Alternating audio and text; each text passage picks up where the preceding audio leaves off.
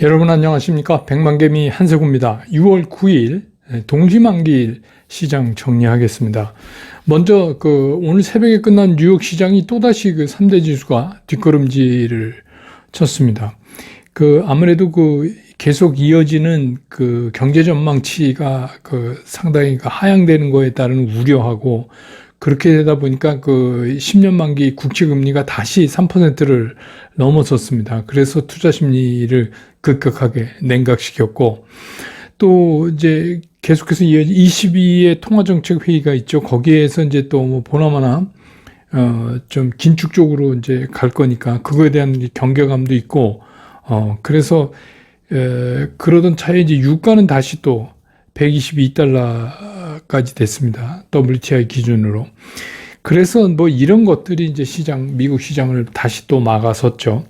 우리 시장은 오늘 이제 동시만기 일이 겹쳐지면서 출발 자체가 좀 이렇게 쉽지 않을 거다라는 예상은 다 했었습니다. 코스피 시장은 그래도 생각보다는 오히려 좀 약게 0.28%, 지수로는 2618포인트 근처에서 출발을 했고, 한때는 이게 밀려서 2606포인트까지 갔었어요. 예. 근데 이제 지금 여기서 이게 이제 무너지면 조금 이제 얘기가 좀 달라지는데, 서서히 지수가 이제 회복하는 모습을 보여줬습니다. 오늘 어디가 얼마 샀고 이런 거는 사실 큰 의미가 없어요. 왜냐하면은 그래도 개인을 제외하곤 기관하고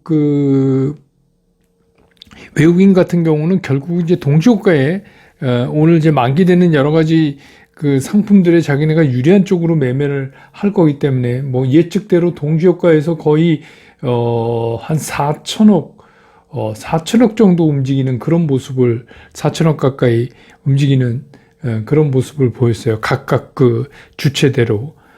그래서 기관들은 거의 보합 수준에 있다가 갑자기 이제 매수를 5천억 이상 늘렸고, 또 외국인들은 한 5천억 수준에 있던 매도 우위를 9천억, 거의 1조 가까이 확 늘어나게 하는 이제 그런 모습을 오늘 나타냈습니다. 그렇기 때문에 이제 그게 상당히 의미는 좀 없지만 그래도 오늘 좀 짚어보면, 외국인들이 코스피 시장에서 9,498억을 순매도했고요.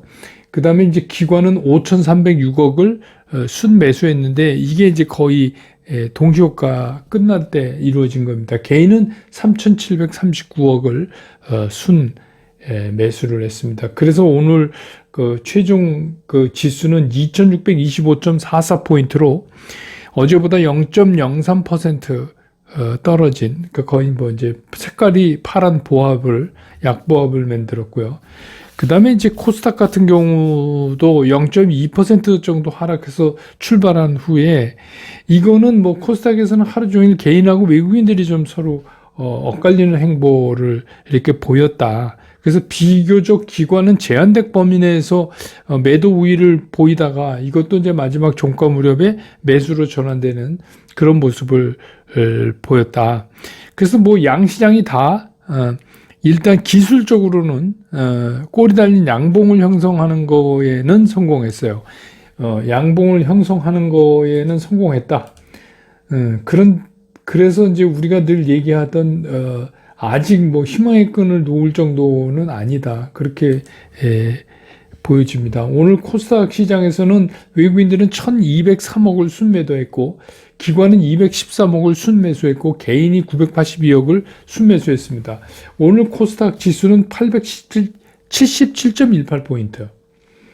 어제보다 0.25% 상승하는 강보합권으로 시장을 마감을 했습니다.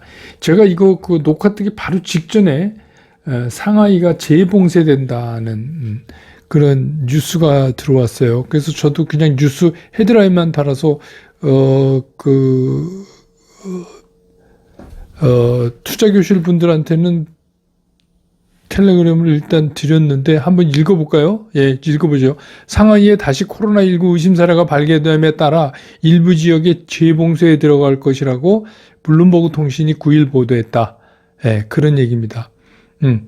그러니까 이게 유가가 오르고 이런 것도 이런 거잖아요. 중국이 이제 저런 봉쇄를 풀고 그렇게 되면 유가가 더 이제 수요가 늘어나니까 올라갈 것이다 했는데 이런 거에도 많이 차질이 있을 것 같아요. 물론 이제 뭐 부분적인 봉쇄이기는 하지만 그래서 뭐 그런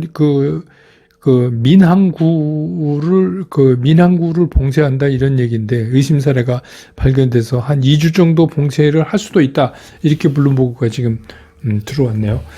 그 다음에 이제 오늘 수급 오늘 수급도 사실 별다른 의미가 없는 게 기관은 뭐 대구대구 팔았으니까. 근데 오늘 특이한 건 이제 외국인들이 삼성전자를 4,154억이나 팔았어요. 많이 팔았는데 이거는 그럴 수밖에 없었던 게 이 동시호가 10분 사이에 사실은 그 매매가 체결되기 전에 기싸움이 굉장히 심했어요. 그래서 삼성전자 기준으로 막 800원 이렇게 플러스 800원까지 갖고 이건 가상입니다. 예상 가격, 체결 가격이. 그러니까 거기서 얼마나 외국인하고 기관하고 힘겨루기를 했겠어요. 그리고 이제 지수를 조정하는 데는 역시 말씀드렸던 대로 삼성전자가 제일 유리하니까 외국인들이 오늘 좀 많이 팔았다. 그 다음에 이제 개인이 오히려 그걸 다 받았어요. 3,828억을 개인이 순매수했고 외국인들은 오늘 순매수한 거는 저렇게 팔아댔는데도 현대차하고 기아차만 샀어요. 현대차하고 기아만 외국인들이 순매수하고 나머지 랭킹 순위에선 전부 매도를 했고 기관은 LG화학하고 SDI 정도만 순매수를 했습니다. 그래서 오늘은 우리가 이제 쭉 살펴보고 있는 전반적인 이런 것들 시가총액 대비해서 이것들이 별 의미는 없어요. 개인들은 오늘 네이버를 오히려 280억 샀고 오늘 이제 개인들은 좀 샀으니까 LG 에너지 솔루션도 샀고 오늘 처음으로 LG 에너지 솔루션을 연기금이 12억을 팔았네요. 그 다음에 SK 하이닉스도 개인만 104억을 순매수했고 삼성바이오도 개인만 145억을 순매수했고 현대차도 58억이지만 개인이 순매수를 했고 카카오도 170억 개인이 순매수를 했고 기아도 개인이 64억 순매수를 했고 개인 거를 제외하고 외국인 기관은 오늘 만기이기 때문에 그거 맞추느라고 그쪽에 이제 전부 돼 있으니까 이게 이런 이제 개별 종목을 이제 좋게 본다, 나쁘게 본다, 이런 차원의 얘기는 오늘 아닌 것 같습니다. 그리고 이제 오늘 이제 섹터별로 또 움직인 것들은 이제 바이오, 미국의 2022 바이오 인터내셔널, 우리가 이제 그걸 바이오 USA라고도 부르는데, 거기 이제 참여 기업들 중심으로 부각되는 거예요. 그래서 거기 가서 자기네 파이프라인을 홍보한다든가 기술 이전을 논의한다든가 이런 얘기가 있었대더라. 이렇게 소식이 전해지면서 거기에 대한 관련주들이 좀 움직였고, 그 다음에 이제 어떤 치료제 구체적인, 그래서 바이젠셀이나 올릭스 이런 종목들, 이런 것들은 이제 구체적인 치료제 관련해서 이래서 이제 움직이는 상대적으로 강하게 움직이는 그런 모습을 보여줬고, 그 다음에 이제 방산, 요새 이제 방산에도 K방산 이렇게 붙이더라고요. 그래서 이 방산이 해외 수주 확대가 이제 예측되니까 이게 수출 비중이 자꾸 늘어나니까 수익성 개선에 대한 이제 기대감 이런 것 때문에 그렇죠. 그래서 이제 러시아가 우크라이나 침공한 이후에 유럽 지역이 이제 확 달라지고 있어요. 그래서 뭔가 이제 군사적으로 보강을 해야 되는데 그런 무기 쪽에서 소위 말하는 K 방산 제품들의 수요가 급증하고 있다. 그러니까 이제 가격 대비 효율도 좋고 가성비가 좋다 이거죠. 그래서 이제 구체적으로는 요새 계속 얘기되고 있는 현대 로템이 만들고 있는 K2 전차, 그거를 이제 폴란드가 사가겠다. 그리고 노르웨이인가요? 거기도 한 100대 산다고 그러고. 그래서 이게 상당히 지금 현대로템 같은 경우는 10일 연속 지금 상승하고 있죠. 예, 그렇게 오늘 움직였고. 또 카메라. 이거는 뭐냐면 삼성전기. 예, 삼성전기가 테슬라와 카메라 모듈 공급 계약을 한다는 소식이 전해졌어요. 근데 이게 단일 계약으로 굉장히 큰 겁니다. 역대 최대 규모가 될 것이다. 이렇게 전망하네요. 그런데 한 4조, 5조 정도 된다 그래요. 그러니까 이제 그게 뭐 삼성전기 혼자만 되는 게 아니라 이제 그 밑단 따라서 이제 관련 부품들 이런 것들이 수혜를 기대하고 오늘 상승하는 그런 모습을 보여줬고, 그 다음에 이제 그 로봇 관련주도 오늘 그 이제 뭐 로보티스 같은 거 이런 거는 제가 그 이미 한번 말씀드렸죠. 예. 말씀드렸죠. 그래 저기 그 캠프에서 스쿨에서 그래서 이게 오늘 이제 큰 폭의 상승을 했어요. 근데 뭐 이제 그 로봇 중에서 로보티스는 총리가 방문해서 로봇 산업을 그 규제를 풀고 이렇게 하겠다 이렇게 했다는 소식이 전해지면서 그렇게 됐고, 또 이제 어제 그 유가가 폭등하니까 거기에 관해서 석유, 가스 관련된 그런 것들이 앞으로, 근데 이제 여기는 뭐 추가 상승할 거다 중국 때문에 이런 의견들이 자꾸 들어오고 있는데, 오늘 조금 전에 들어온 소식에 의하면 블룸버그 상하이가 다시 또 봉쇄 일부라도 되면 또 요런 분위기에 찬물을 끼얹지 않을까, 이거는 또 우리가 한번 생각해 봐야 되지 않나 이렇게 생각됩니다. 오늘 굉장히 분주했어요. 분주한 동시만기일이 이제 끝났는데 생각보다는 그렇게 크게 흔들지는 않았어요. 흔들지는 않았고, 어쨌든 간 뭐 동시만기일이라도 전체적인 모양새는 우리가 예견했던 범주 안에 집어넣는 그런 모습을 보여줘서 좀 다행이다 이런 생각이 듭니다. 이게 이제 오늘 시장의 특징을 정리한 거고요.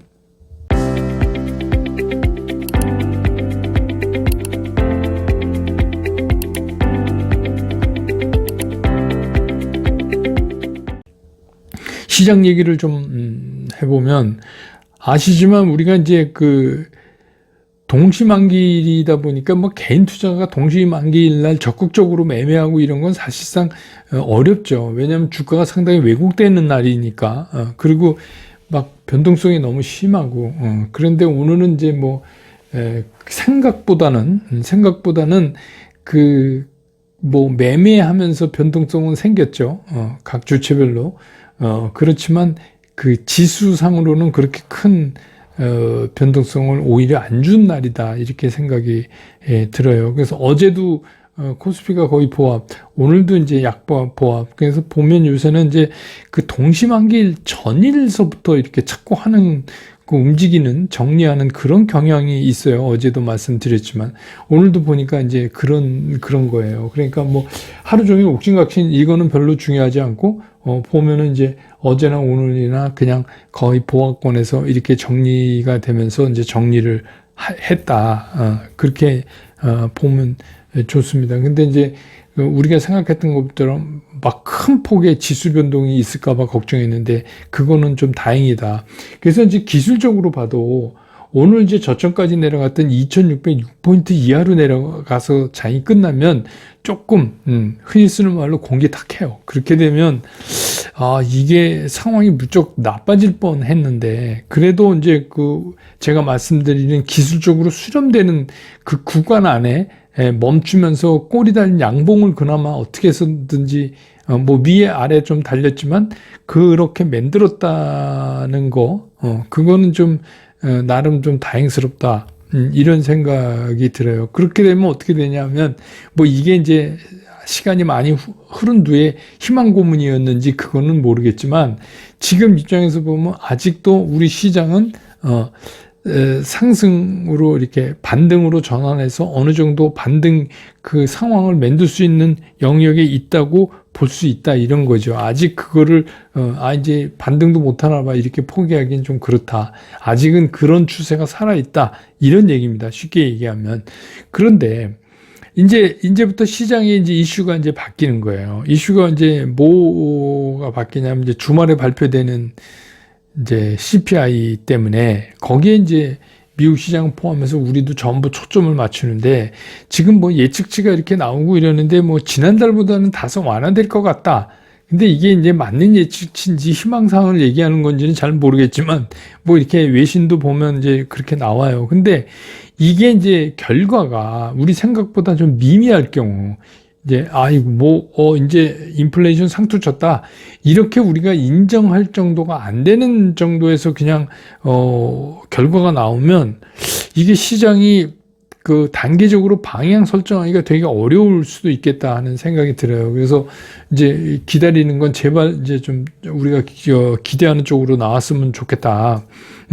만약에 그렇게 이제 된다면 여기에서 우리가 이제 인플레이션 피크라는 그런 안도감을 이제 시장이 끌어낼 거예요. 그렇게 되면 그 다음 주에 연결되는 이제 FOMC의 그 금리 인상 같은 거나 이미 예견됐던 거니까 그게 이제 지나면 나름 이제 그 시장이 긴축 공포로부터 좀 벗어나지 않을까.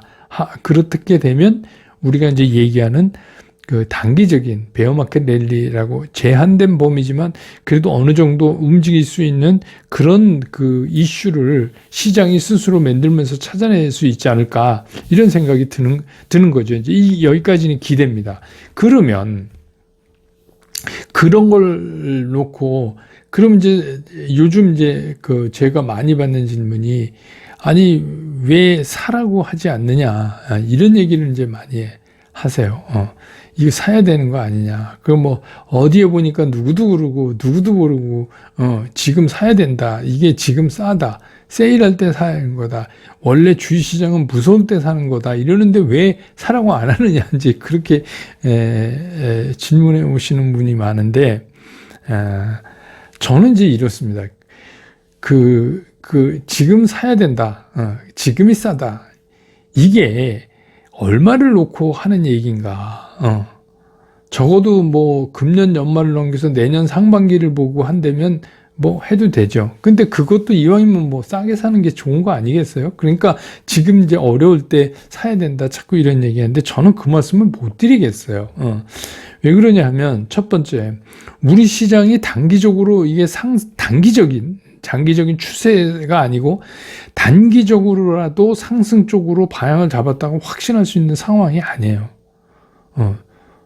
그렇게 얘기할 수 있는 상황이 아직 아니다 이거예요. 좀 뭔가 더 우리가 점검해 봐야 된다. 그런 거예요.